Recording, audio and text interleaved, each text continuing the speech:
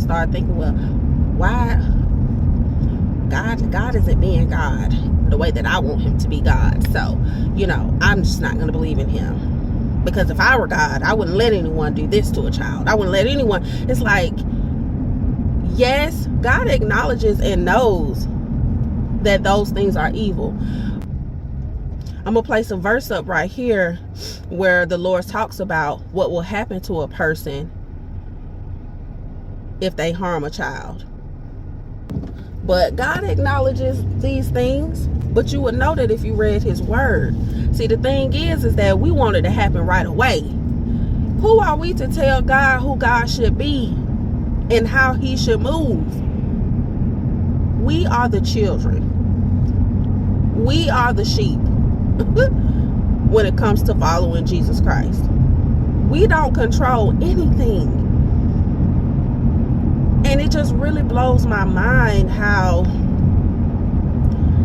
a person, one of your friends could tell you, you should try this restaurant out. They have great steak. You'll hop, skip right on over there and try that raggedy steak. But let somebody say, you know what? God has been so good to me.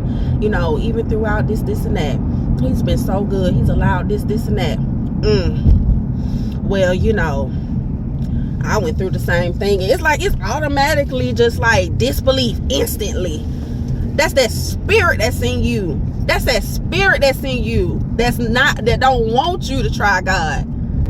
A rebellious heart is a hardened heart. That's what happened to Pharaoh. He was so stubborn. A stubborn heart is a hardened heart. He was so stubborn. God sent Moses down to Pharaoh to tell him, let my people go. Pharaoh, no, I'm not letting them go. No, why should I let them go? They do this, they do that, they have this, they have that. Oh, okay. God said you're not going to let them go? Well, then I'm going to cause this and this to happen to you. And then the final straw was when God took his child and all the other firstborns.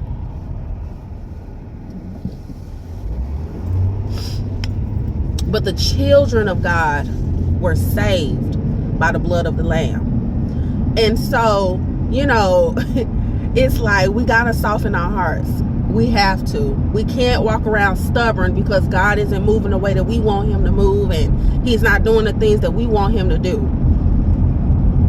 Do you move how your children want you to move as a parent? When your child wants something so bad, and you don't get it for them and they're upset with you.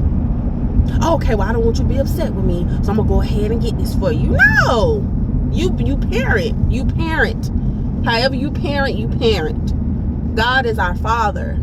So however he's going to parent us, that is what he's going to do. He don't have to move on our time. We don't run anything. We didn't create ourselves. He is the creator. Like, I don't know, it's just interesting to me how we really feel so entitled. I don't know, it's like that ain't nothing but the enemy. Y'all gotta stop. We as humans, not y'all, we as humans have to stop allowing the enemy to trick us, to make us feel like we have some type of authority over God. We have authority over him. See, that's the thing about it. He don't want you to know that. We have authority over him. But he'll trick you, make you feel like, well, see, I told you. God don't care about you. Why would he allow you to go through this? Why? Okay, let's stop blaming God. What are the decisions that we made to get to this point? Let's take some accountability. Just because God is in control and all knowing of everything don't mean that he got to be blamed for everything. He still gave us free will. We still have a choice. Why isn't your rent paid on time? What did you do with your check? That is not God's fault that your rent ain't paid.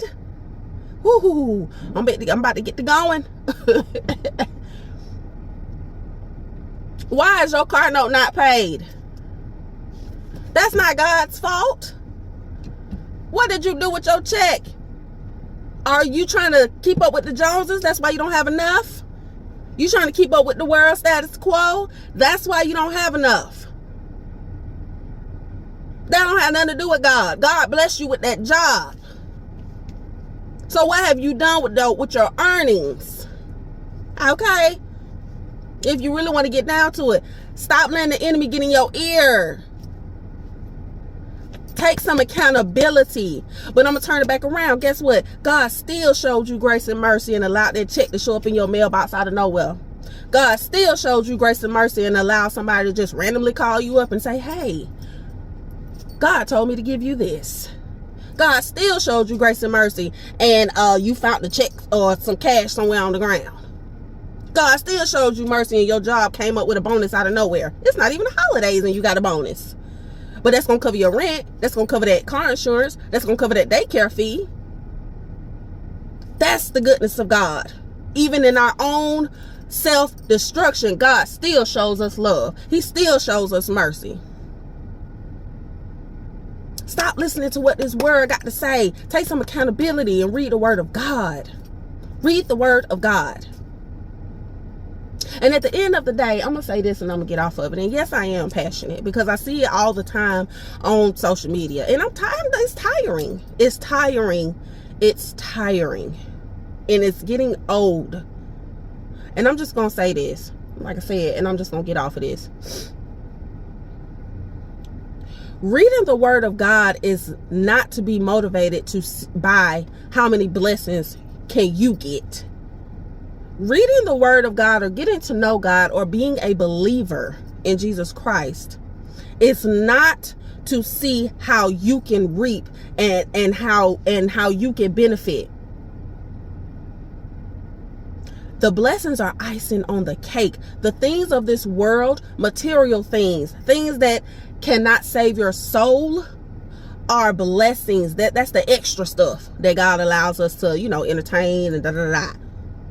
But at the end of the day, the purpose of reading the word of God is for your own salvation. It's to get to know who he is. He is the ultimate blessing. He is the ultimate gift. Everything he is why we should be reading the word of God. Not to see how we can get a car, not to see how great of a life we can live. Yes, God said he wanted us to live abundantly. Absolutely. But at the same time, the ultimate gift is knowing who he is. It's in him. He is greater than all things. All things. He is. Jesus is. When we die, we cannot take this nice Benz. We can't take this nice iPhone. We can't take these pretty nails. We can't take these rings, this necklace, all of this. None of this. This is temporary. The goal is to seek Jesus. Seek Jesus and his kingdom and his righteousness, and everything else will be added unto you. Everything else are the things of this world. But seek him first and his glory. Seek him first and who he is. Seek Jesus first. Jesus is the goal. Period. And yes, I am I ain't gonna get into it. Anyway, y'all have a blessed day, and I will see y'all in the next one.